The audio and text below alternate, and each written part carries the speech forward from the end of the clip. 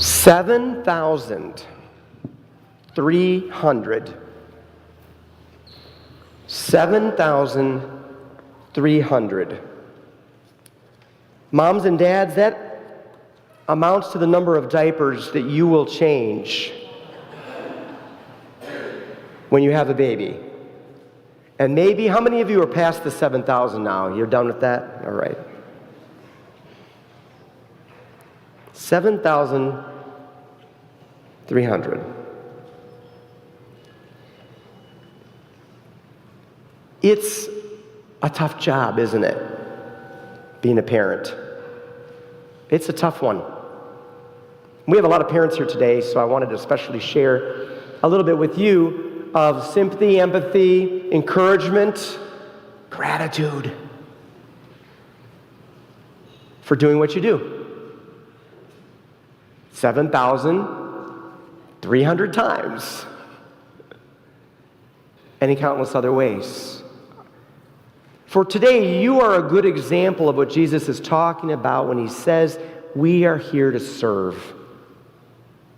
We are here to serve others, to help others, to care for others, or as we like to say here at Advent, love is why we are here. Love, say that with me, love is why we are here. Love is why we're here. And love compels us to serve, and serving teaches us to love. And there is hardly a better example than 7,300 diapers. Any of you guys use cloth diapers, by the way? This was, my babies were born back in the day. There was this kick about using cloth diapers all over again. I do not recommend it. It turns out to be almost dangerous as you are changing this unsanitary diaper and poking yourself with the pins. It's just not a good idea. We're here to serve. But it maybe doesn't start that way for parents. Sometimes those who are looking forward to having a child start to dream about what that's going to be like. And I'm going to say maybe moms especially. Men, we don't have that baby growing in us. It's a little harder for us to figure that out. But you know it. You know what's there. You know what's coming. And you think, what's it going to be like? What's it going to be like to have this baby? It's a dream, right? A dream. You know, a dream that you're going to sit like Victoria on this wonderful throne and be the queen. The queen with my little babies, all happily playing around. Do you watch Victoria? Anybody watch Victoria? She had nannies, baby. She didn't do anything. She had nannies. But what a dream, huh? What a dream. There you are, sitting on your throne, and you just can imagine it's going to be so nice when I have that little child, and it's going to look up at me, and it's going to smile. And the first week of life, it's going to smile at me until the doctor says, that's probably gas. But no. They're smiling at you. And you start dreaming, oh my gosh, I can't wait till they start to walk across the room to me. And then you find out as parents, they never walk to you. They're always walking away. And you're chasing after them. This dream, this wonderful, wonderful dream that you're going to get all sorts of hugs and kisses of appreciation, that every time you get them involved in something chores to help around the house, they're going to be filled with cooperation. You're going to get these cute drawings that say, I love you, Mommy, and it's going to be on the refrigerator for like 19 years because it's the last time you get that written down for you. And breakfast in bed on your birthday, right? Right? A full paragraph in the valedictorian speech. I could not done it without her, and let me tell you about her. The dream. Let's talk reality. The kind of throne some moms find themselves sitting on is not so glamorous. Here is Mommy. She's not using the facilities. She is hiding in the facilities. And we've got the Mama. I just want to read one chapter of something that doesn't have a purple crayon as the lead character. Please, just let me have one little break here. And there's the throne for mommies, the place where it all comes together.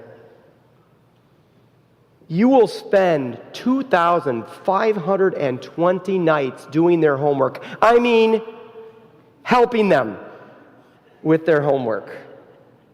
By 18, if you go for 2 meals a day, which I recommend, you will have made 13,000 meals, or approximately 13,000 drive-through visits, however you handle it.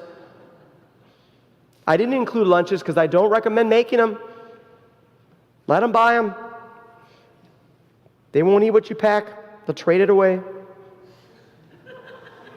By age 20, it's estimated that most soccer moms and soccer dads have driven 27,000 miles to take your kids to soccer, for which half the time the child is sitting somewhere not wanting to play and picking daisies or whatever else they might do. And just to sober everybody up this morning, you're letting yourself in for the average of $233,000 in child care costs. That is, of course, unless you go to Advent, then you can double that. Can I get a witness? By the way, thank you for that too. We couldn't do it without you. So the dream, probably no one's that pie-eyed when they dream about having a child. But the reality is something quite different. And yet, isn't it interesting, people keep having kids on purpose? On purpose. They want to have kids. They want someone to love in this particular way. They want to serve. They want to do diapers. Oh, yes, they do. They want to do everything they can for the kid. You are numbered among those. We did ours too. I can tell you, it never ends. Daughter just got a house. That pretty much should let me off the hook, except guess what? Someone needs to stand and change all the light fixtures with your hands overhead. Now, I never studied anything to do with electricity, so she's taking her chances with me. It never ends. It never ends. But it's okay, right? It's better than okay. It's great. Why? How? Well, Jesus, I think, knows that very well. He understands why you're willing to serve. And he just encourages that to be the way, the truth, and the life of Christians in general. For he came to serve too. He came to serve us, all of us. James and John haven't gotten that figured out yet. James and John are asking for perks. Can I sit at your right hand? Can I sit at your left hand? I'd like to be in that cool throne room, right? I'd like to be up there with you. You can have the center one, Jesus. You deserve it. But we want to be prominent.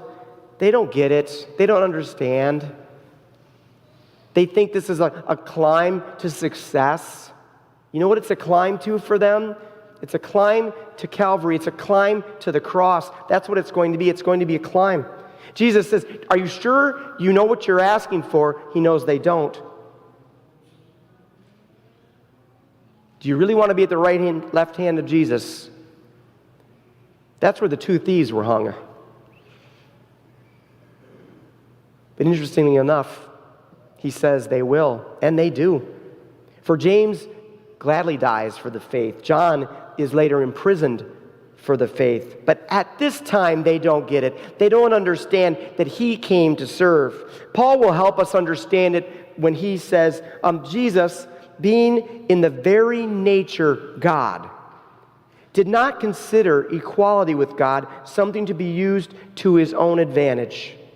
Rather, he made himself nothing by taking the very nature of a servant, being made in human likeness. You know, God's like Jesus is like the son of the owner of a restaurant who's working busboy. And fine with that. He doesn't go around to everybody and says, my dad owns this place.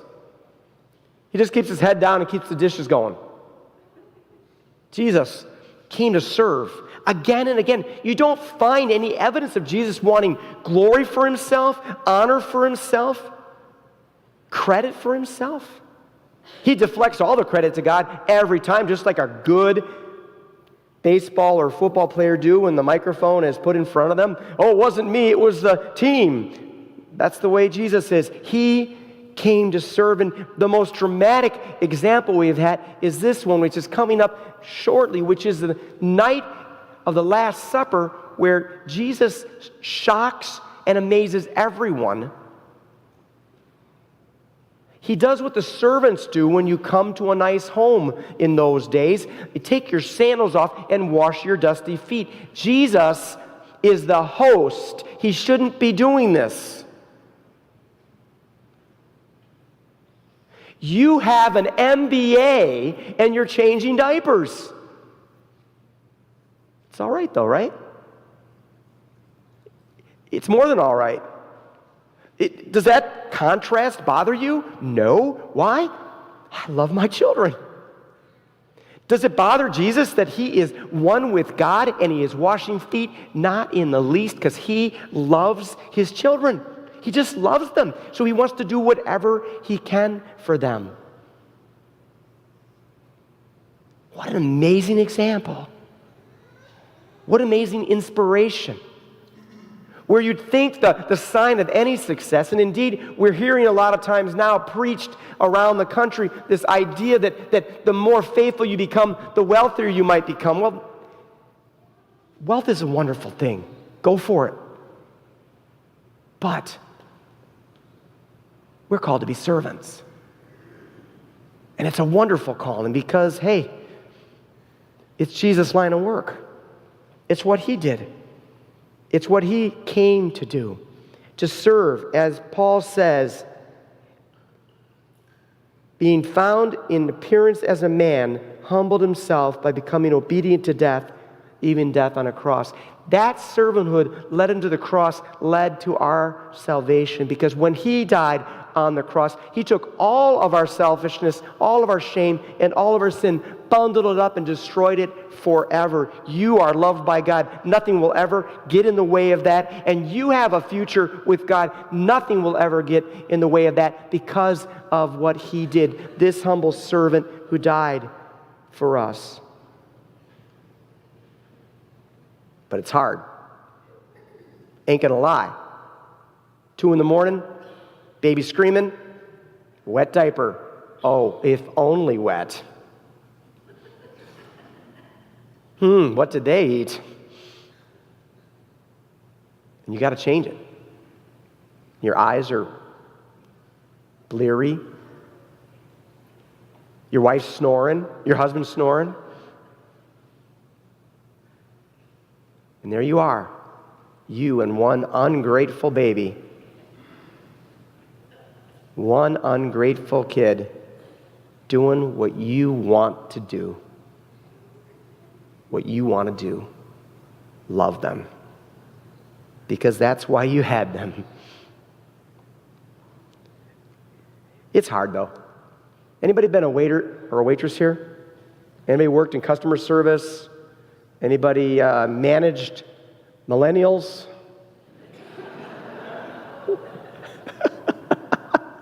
It's hard work.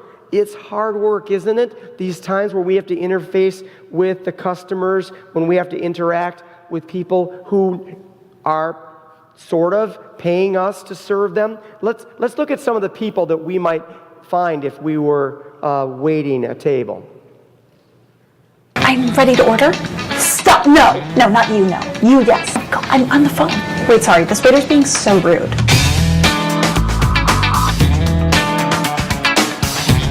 It's just like really pink. I really like mine like really well done. It's too bloody. Too bloody. Is this alive? It's still mooing. 1 cheeseburger well done. This is burnt. You've totally ruined it. How'd you like your meal? I hated it. Hey, can you package it up? No, I'm funny. I took an improv class at the Y. Okay, let me break this down for you. Let's do money file on this one. I know it looks similar to this one, but they're very different. Do you guys take Amex? Make sure to run this one as a debit. Hold on, shoot. Is it this one or this one? It's really important you don't mess this up. Yeah, what's the Wi-Fi? Do you guys have Wi-Fi here? Do I have to like order something to get the Wi-Fi? Is that the deal, buddy? Do you want to read my screenplay? Is the Wi-Fi password a 0 or an O? I tried them both and neither work. Is your produce grass-fed? Is your fruit free range? What can I eat that is cage-free, dairy-free, nut-free, seed-free, and I never touch any food that has been touched by another human? Do you guys take Starbucks gift cards? No. Do you want to check? This is my ID. This is just a good picture, and I'll take a punch on my punch card. That's for a different restaurant? Okay. Is it okay if I have some of my friends come in? There's like 10 of us. We're just gonna squeeze these. We pull up a couple chairs. Sure. Maybe 4. I have a baby coming. She's a screamer. Yeah, no, they're not gonna eat food. We're just gonna need a round of water for the table. With lemon. Thank you. What is this? Ribeye for one. Because I'm single, recently single. Left me for another woman. Just trash. How's your cottage cheese? Because I have irritable bowel syndrome. How's my day going? Don't get me started. I'll start. There are some things I could tell you about my mother that would make your head spin. All the way around, and again, and again. Oh shoot, before I forget, because I'm visiting, and I know my friends keep telling me you have to tip. It's different for us, but here's your tip. You deserved it. You're wonderful.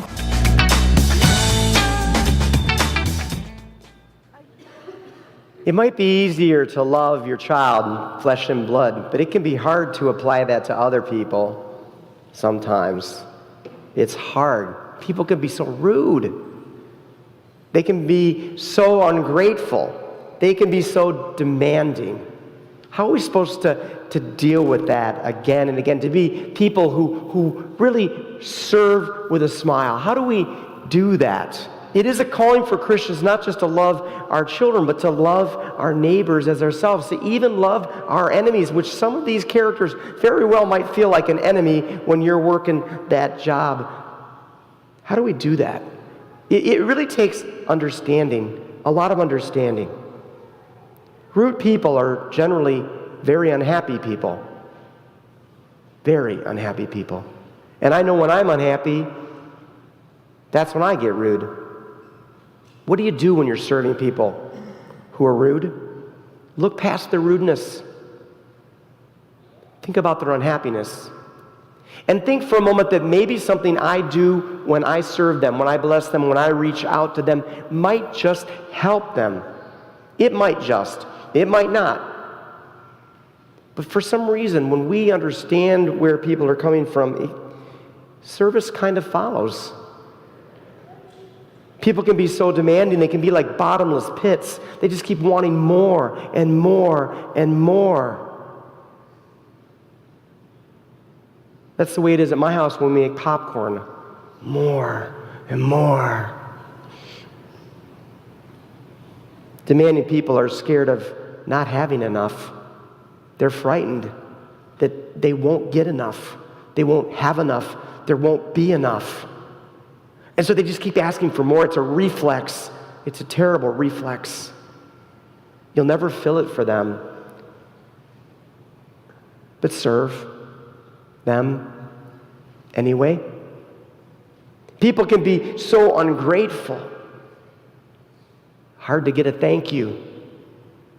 Hard to get a recognition for what you've done. Don't do it for that reason. It's a losing game.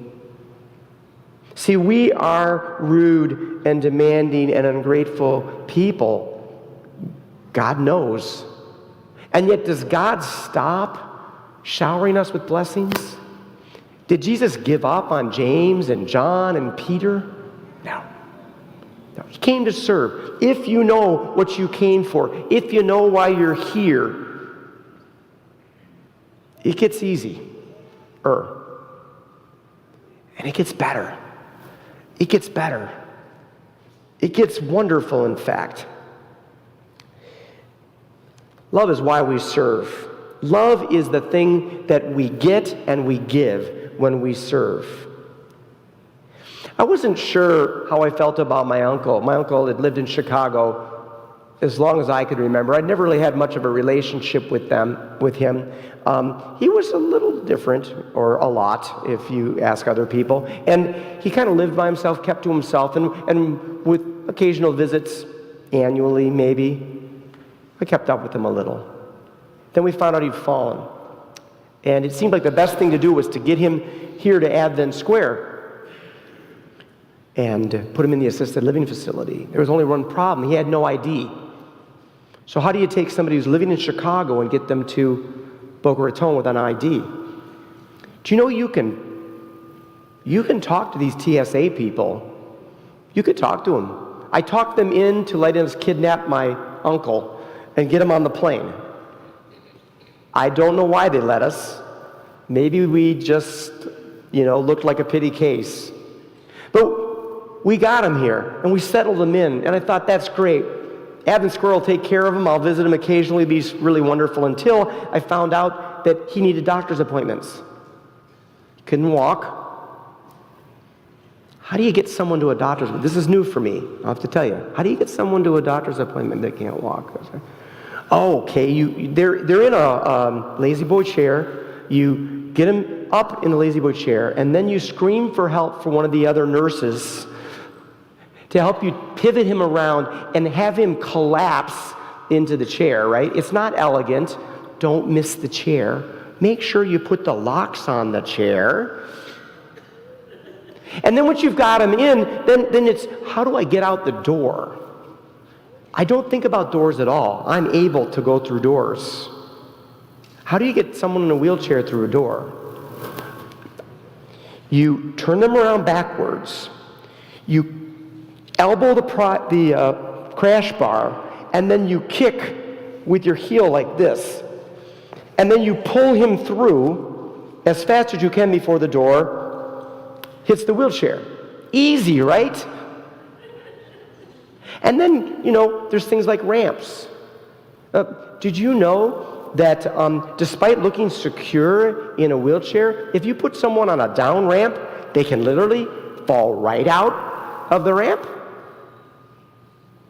You know that even though you tell your uncle to keep his feet up, that every 10 steps he drops his feet down and gets them underneath the wheelchair? It was incredible. I haven't even gotten to my car yet. We get to the car, and I'm getting him into the car, and you don't notice these things, right? There's the seatbelt thing that's in the way of getting him in the back seat. I get him in, and then something happens as I'm moving the wheelchair out of the way. He somehow gets himself caught in the strap around his neck, and the straps, you can't pull them back out again. They are like quicksand. They just keep tightening. My uncle is almost hanging by the neck from my car. Fortunately, a firefighter whose family member was at Advent Square came to my rescue. I thought we were going to have to cut the seatbelt. And I still haven't gotten to the doctor's office. That's another sermon.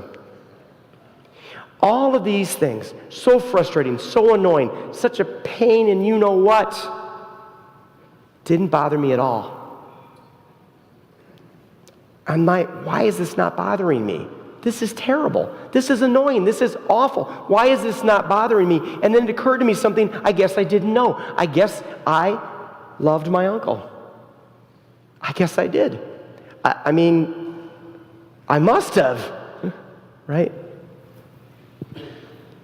Love is why we serve. It's why we put up with our kids. And for some of us who are now in the sandwich generation, your parents, it's why we do what we do. The key is to remember that in all interactions, in the interactions we have with our kids and with the people we're especially called to love, but with all the people that we come together with. And it is such a blessing to others when we serve them. Our church is involved in serving. If you'd like to find ways to serve, our church has ways to serve. Your own neighborhood, I'm certain, has need of you. People at work, you cannot go anywhere where people don't need a door held open and a helping hand. It's why we are here. Friends, we have a choice we can make, and we're going to spend our whole life trying to make it. Do we just want to change our lives? That's a big job. Get a good job, get a nice house, make sure the car works, get the kids the right education, do everything we need to do. We want to do all that? Yes. Amen. Of course we do. Do we want to do that? Yes. It's our responsibility. But is that all? See, we can do everything we want for our family, but our family still has to go out in the world. And if we don't change, if we only change our family, that world's never going to be changed. So somehow, we need to find a way to do both. To change our lives by serving those we love, but also to change the world by serving those who need us, who need God's love. It's a choice to make. It's a wonderful one. It's the one of Jesus. And don't you want your children to go out in a world where there are people like you, loving and serving and changing it for the better, even if you never get breakfast in bed? Amen.